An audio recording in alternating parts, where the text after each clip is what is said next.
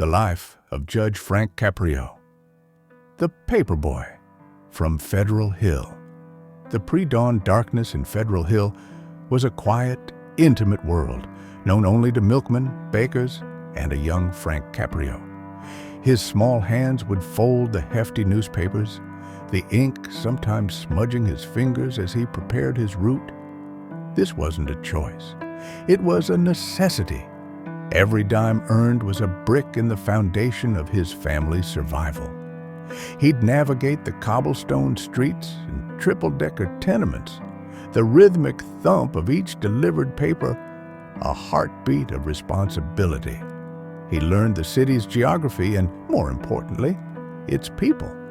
The early riser who'd leave a glass of water on the porch for him in summer, the grumpy man who demanded his paper be placed perfectly under the mat. This job taught him more than work ethic.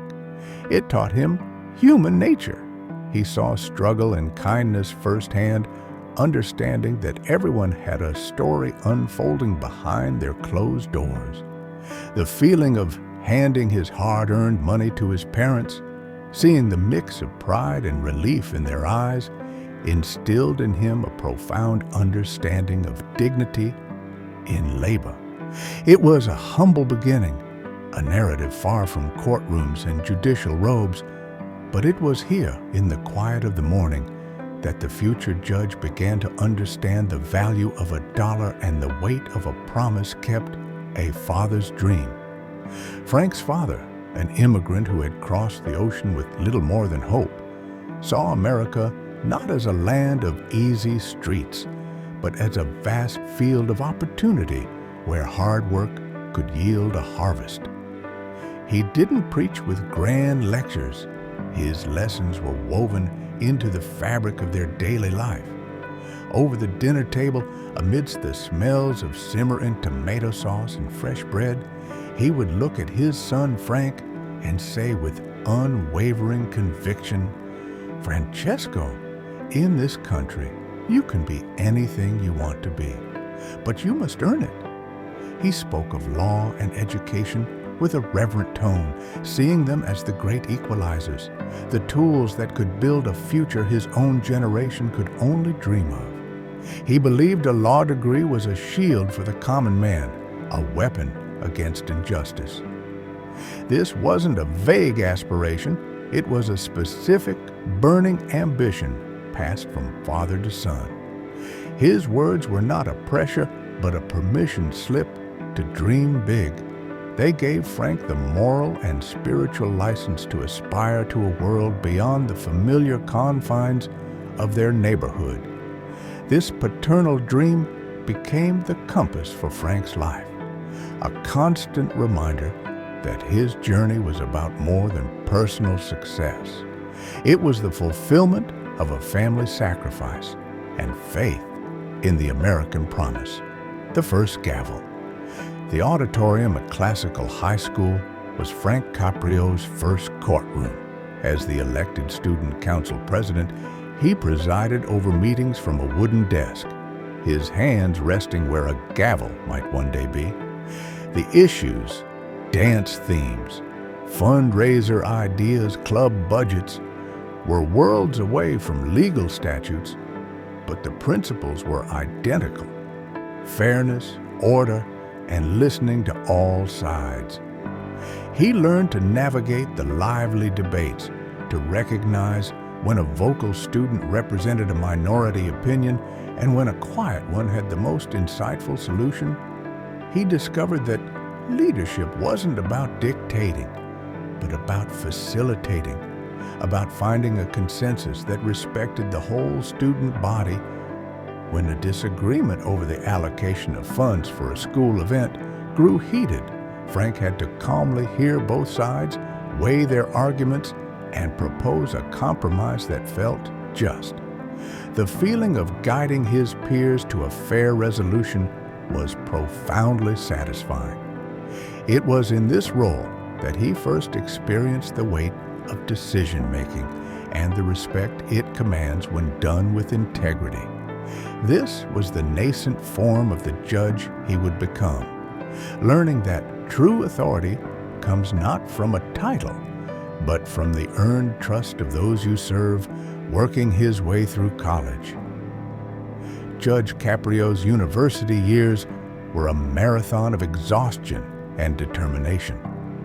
His classroom time at Providence College and later Suffolk University Law School was only one part of his education. The other was earned in the gritty reality of part-time jobs. He waited tables, balancing heavy trays with a smile, learning to read people's moods and needs. He worked in a factory where the monotonous, physically demanding labor taught him the value of the blue-collar workers who formed the backbone of the city. There was no financial safety net. Every textbook, every meal, every credit hour was paid for by the sweat of his brow. He would study late into the night, his mind buzzing with legal theories after a long shift on his feet. This dual life forged in him an unbreakable connection to the working people who would one day stand before his bench. He never saw them as mere defendants. He saw the tired waitress, the struggling factory worker, the student burning the candle at both ends. He had been them. The law degree, the doorway to the dean's office at Suffolk University Law School, felt like a portal to his future. Frank Caprio, a young man from Federal Hill with more ambition than funds, had to plead his case not before a jury, but to the one man who could grant him access. His application was strong, but his bank account was weak. He looked the dean in the eye and spoke not of entitlements, but of opportunity. He made a promise, a bond of his word. Give me this chance and I will work harder than anyone. He conveyed the fire of his father's dream and the grit honed on his paper route. It was a gamble based on pure potential. The dean saw not just a student, but a testament to the American dream, raw, hungry, and sincere. That moment of acceptance was a pivotal verdict in Caprio's life.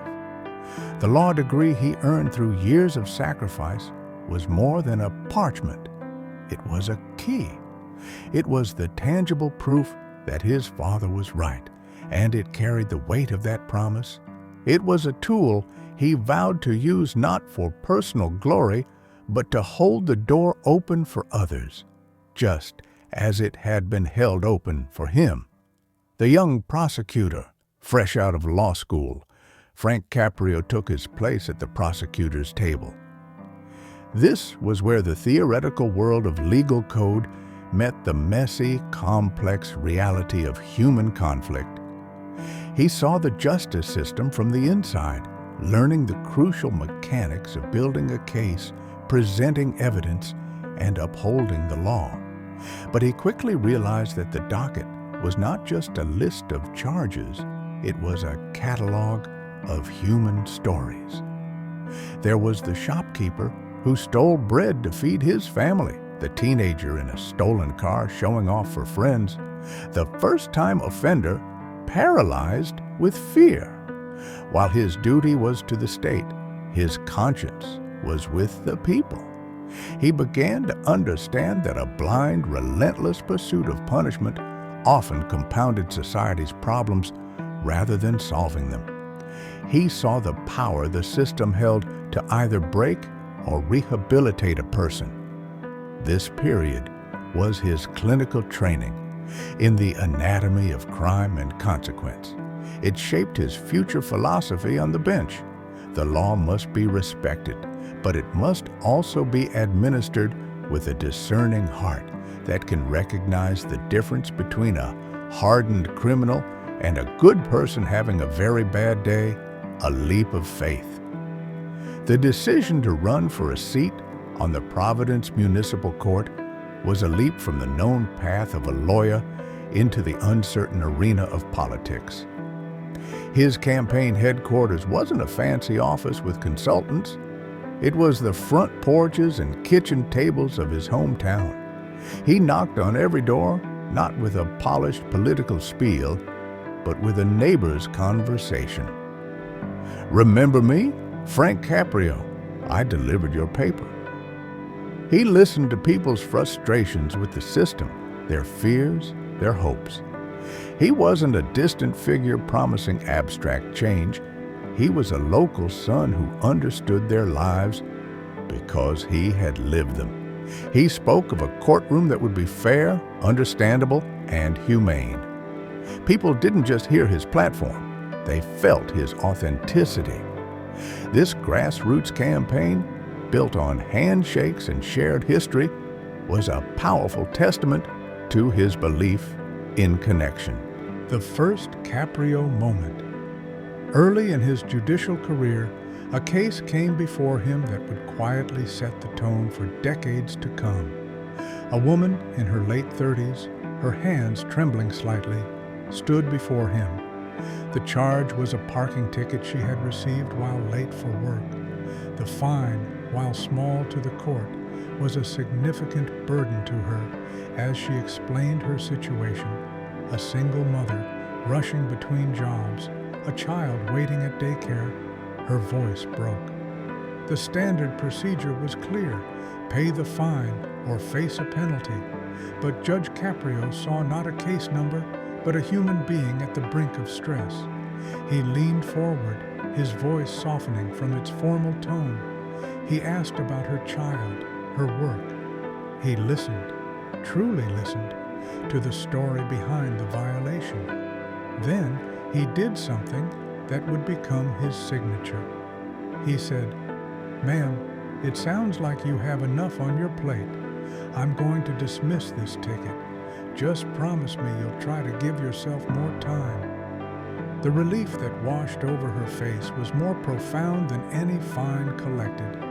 In that moment, he realized that justice, when tempered with mercy, could heal rather than punish.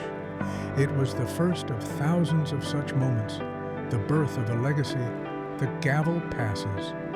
The loss of his older brother Joseph was a profound fracture in Frank Caprio's world. Joseph wasn't just a sibling, he was a mentor, a fellow traveler on the path of law, and a cornerstone of support.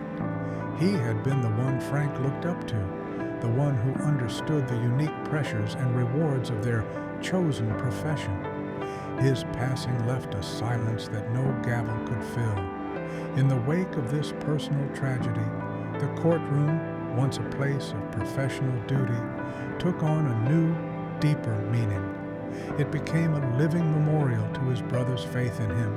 Every case he heard, every person he showed kindness to, was now a way to honor Joseph's memory. The grief solidified his resolve to be not just a judge, but a healer, a peacemaker. He would carry his brother's spirit with him onto the bench every single day, ensuring that the Caprio name, which Joseph had also worked so hard to uphold, would be synonymous with integrity, compassion, and a brotherly love for the community they both served. Caught in Providence is born.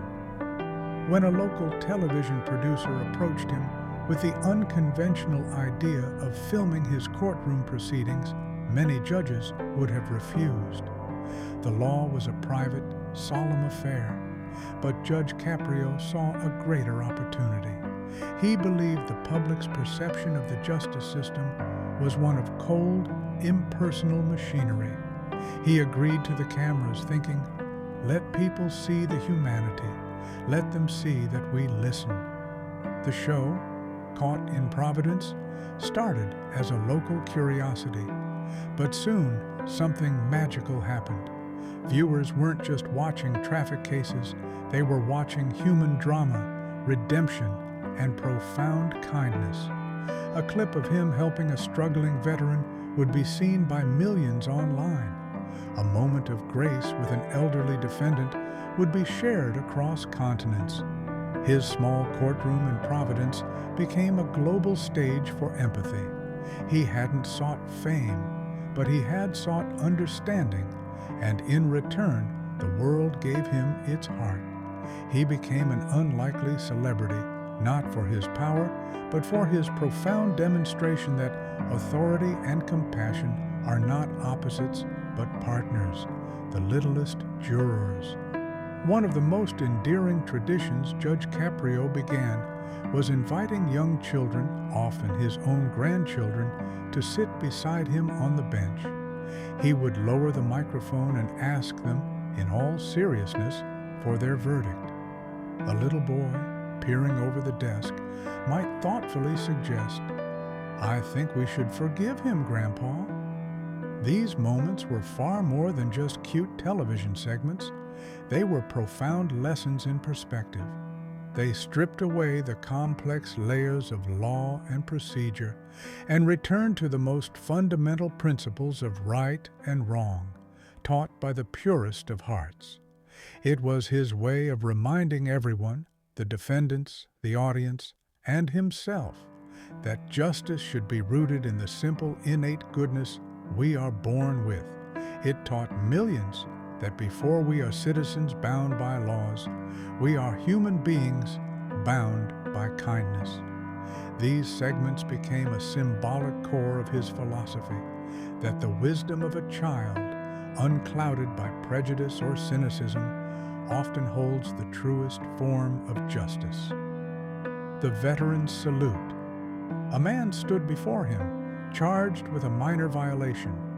During their conversation, Judge Caprio learned the man was a decorated veteran who had served multiple tours overseas. The atmosphere in the courtroom shifted instantly. The judge's demeanor transformed from that of a neutral arbiter to a grateful citizen. He stopped the proceedings. He asked the veteran about his service, his unit, the sacrifices he had made. Then Judge Caprio did something unforgettable. He stood up from his elevated chair of authority, a position he rarely left. He looked the veteran in the eye, and with the cameras rolling and the entire court watching, he offered a crisp, respectful salute. It was a powerful, silent gesture that spoke volumes. It communicated that some forms of duty and sacrifice transcend the law of the land. In that moment, the courtroom was no longer about a violation. It was about honor, gratitude, and the recognition that those who serve deserve a special measure of respect and understanding. The 90-year-old defendant. An elderly woman, well into her 90s, appeared before him for a traffic ticket. She was frail, nervous, and explained she was rushing to a crucial doctor's appointment. The law was clear, but humanity demanded more. Judge Caprio didn't just dismiss the ticket with a warning. He engaged her in a gentle, respectful conversation, asking about her health, her family, how she was managing. He realized the real issue wasn't the fine, it was her safety and well-being. He made it his mission to ensure she had support. He might have directed her to a social service agency or even arranged for a volunteer to ensure she had transportation to future appointments. This case exemplified his holistic approach to justice. He was not just adjudicating a past action, he was proactively preventing future harm. He saw the whole person, their age, their vulnerabilities, their needs, and understood that the most just ruling sometimes extends far beyond the confines of the case file and into the life of the individual before him. A lesson in honesty. A defendant stood before Judge Caprio and was presented with a situation where it would have been easy to lie, to make an excuse, or to blame someone else. Instead, the man looked the judge in the eye and said, "Your Honor, I have no excuse. I did it. I made a mistake, and I take full responsibility." This act of raw, unvarnished honesty had a palpable effect in the courtroom. Judge Caprio, who heard every manner of excuse daily, leaned back, a look of deep respect on his face. He praised the man publicly. "What you have just done," he said, takes more courage than most people have in this room." He then dismissed the case, not because the violation didn't matter, but because the value of the man's integrity was worth far more than the price of the fine. This moment served as a powerful lesson to everyone watching, that truthfulness is a currency of its own in his courtroom, and that taking responsibility for one's actions is the first and most important step toward redemption. The global fan base. It began with a trickle of letters from neighboring states, then a flood from across the country. Soon, packages and fan mail started arriving from Brazil, the Philippines, Germany, and Egypt.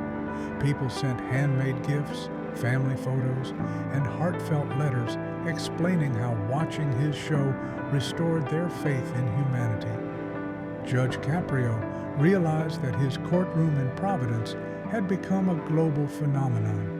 He was no longer just a local judge. He was an international symbol of compassion. People in countries with corrupt or frightening judicial systems saw in him a beacon of hope, proof that authority could be kind, that power could be gentle. This connection humbled him deeply. He often read letters on the bench, sharing these messages from around the world, showing that the threads of human kindness are universal. His work became a diplomatic mission of the heart, bridging cultures and languages through the simple, powerful language of empathy. Facing his own mortality. When Judge Caprio was diagnosed with cancer, the man who had offered solace to so many now faced his own deepest fear. His treatment was arduous, forcing him to step away from the bench he loved. During this period, he was no longer the dispenser of wisdom, but a patient in need of it. He had to practice the same courage, faith, and resilience he had always encouraged in others. The outpouring of love and prayers from his global community became a source of strength for him. When he finally beat the disease and returned to the courtroom, he was greeted with a hero's welcome. The experience had deepened him. It had given him an even more intimate understanding of human fragility and the preciousness of every single day. He returned to his bench not just with the same compassion, but with a renewed, fierce purpose to make every moment count, to spread as much kindness as possible, with a survivor's profound gratitude, the birthday surprise. He thought it was a normal court day, but as Judge Caprio called the court to order, a familiar face in the gallery caught his eye. His wife, then his children, then his grandchildren. One by one, his entire family filed into the courtroom, their faces beaming. The stern bailiffs, who usually maintained perfect order, broke into wide smiles. His staff had orchestrated a perfect surprise birthday party in the one place that was his second home, the courtroom. The tough, compassionate judge, always in control of his emotions, was completely overcome. He wiped tears from his eyes as his young grandchildren rushed up to the bench to hug him.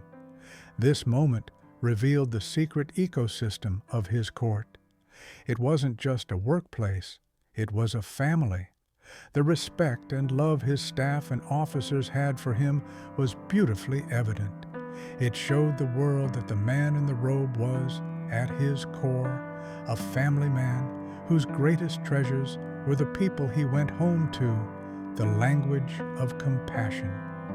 A defendant newly arrived in America would stand before him, nervous and struggling with English. Judge Caprio would often stop the proceedings and, looking at the court documents, ask, "Do you speak Portuguese?" or "Habla Español?" When he would attempt a few words in their native tongue, "Obrigado" or "Buenos dias," the transformation was instantaneous. The defendant's face would light up with shock and relief. The imposing barrier between the authority of the court and the citizen would crumble in an instant. This small effort was a profound gesture of respect. It said, "I see you. I welcome you. I am making an effort to meet you where you are." It was a powerful tool of connection that went beyond legal interpreters. It was a human-to-human recognition, a way of building a bridge of trust before even beginning to discuss the law. It was his way of saying that in his courtroom, every person, regardless of origin, belongs a legacy of teaching. Judge Caprio's courtroom is often described as a classroom. With every case, he seizes an opportunity to impart a life lesson. He doesn't just rule, he explains. To a young person speeding, he might talk about the lifelong consequences of a single reckless moment. To a parent struggling with financial tickets, he might speak about the importance of setting a stable example for their children. He uses the law as a starting point for a broader conversation about responsibility, community, and personal growth. Defendants often leave his court having learned something more valuable than the penalty they avoided, a piece of wisdom. He is a teacher whose curriculum is life itself, and his classroom is broadcast to millions of eager students around the world who are learning how to be better, more understanding human beings. The final case. One can imagine Judge Caprio's final day on the bench. The courtroom would be packed with family, colleagues, and media, but his attention would be on the last defendant, perhaps a nervous young person, giving him one final chance to offer guidance. After a career of decades, he would look into the camera one last time. His voice, slightly weathered but still warm, would not offer a complex legal summary. It would offer the simple, powerful lesson that guided his entire life's work. To all of you around the world, he would say, thank you for letting me into your homes. Remember, no matter what, to be good to one another. It's that simple. He would then lay down his gavel for the last time, leaving behind a silent bench, but a world that is permanently louder with the echoes of his kindness, a lasting legacy that justice, when served with love, can change the world.